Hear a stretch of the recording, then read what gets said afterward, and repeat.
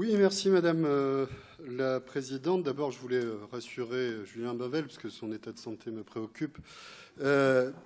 S'il est fatigué par les socialistes, qu'il écoute les communistes. On a au moins la vertu de la constance et de la clarté. Et puis s'il trouve du Doliprane, cette belle réussite française qui vient d'être là aussi bradée au capital flottant américain, on peut le partager, puisque j'ai bien du mal à suivre les interventions de l'opposition. Julien Bavel nous reprochant de trop investir, projet à l'appui pour les citer, quand Guillaume Richard ce matin nous disait qu'on n'investissait plus, qu'on manquait d'ambition et de louer les projets d'investissement d'il y a bien longtemps. Pas facile de suivre, j'espère que nos auditeurs s'y retrouveront. Je voulais vous dire, moi, que nous allons encore cette année adopter un budget dans un contexte politique incertain. Je ne filerai pas la métaphore du flou après Bertrand Affilé, qui l'a mieux fait que moi.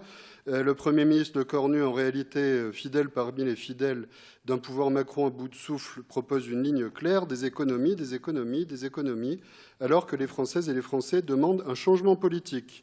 La purge budgétaire de 40 milliards d'euros voulue par le gouvernement pour enrayer l'augmentation d'une dette dont il est le seul responsable est un aveu d'échec.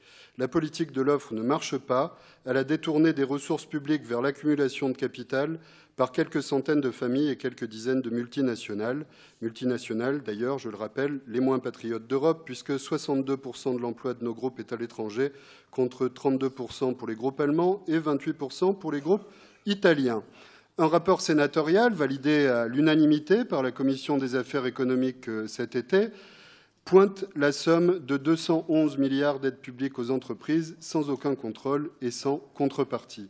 Voilà où est le trou que les Mozart de la finance creusent délibérément pour fabriquer le mythe d'un modèle social dépassé. C'est un choix politique de classe. Le gouvernement est fort avec les faibles et faible avec les forts. Plutôt Milton Friedman que Karl Marx, plutôt le shérif de Nottingham que Robin des Bois. Ceux-là même qui réclament en même temps de l'argent public pendant qu'ils délocalisent encore et toujours plus. Les salariés d'ArcelorMittal de Bassindre sont bien placés pour le savoir et nous leur apportons tout notre soutien. Pour réduire leurs dettes, ce qu'il reste du pouvoir Macron veut encore faire les poches aux collectivités, leur chipper 6 milliards en guise de nouvelles ponctions sur les finances des collectivités déjà asphyxiées. C'est une nouvelle attaque contre l'autonomie des collectivités et leur capacité à protéger et répondre aux besoins des populations. Pourtant, elle représente, je vous l'ai déjà dit, pardonnez-moi la répétition, 70% rien que ça des investissements publics et garantissent donc une activité économique essentielle pour le pays et nos territoires. À contre-courant de la droite, notre majorité a fait un choix clair et assumé. Investir pour l'avenir, investir dans les services publics pour nos concitoyens, pour préparer notre territoire aux nécessaires transitions sociales et écologiques d'aujourd'hui et de demain.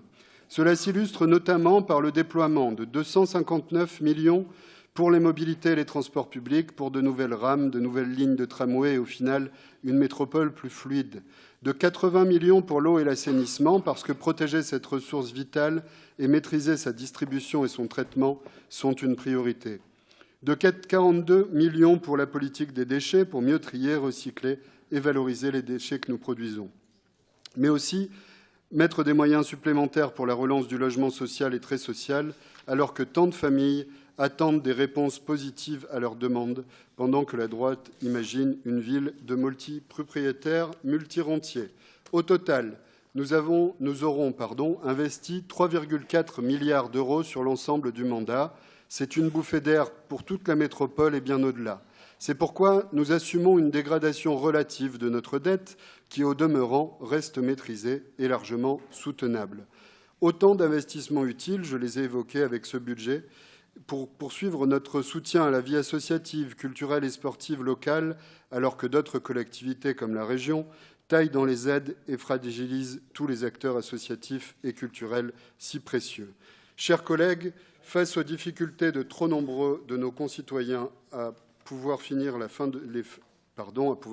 mois, face à la hausse des inégalités et des injustices sociales et fiscales, nous agissons au mieux pour protéger de la crise et soutenir la cohésion sociale dans notre métropole. En votant ce budget, nous faisons le choix d'être à l'offensive pour préparer notre avenir commun, celui de nos concitoyens, mais aussi celui de l'ensemble des communes de la métropole.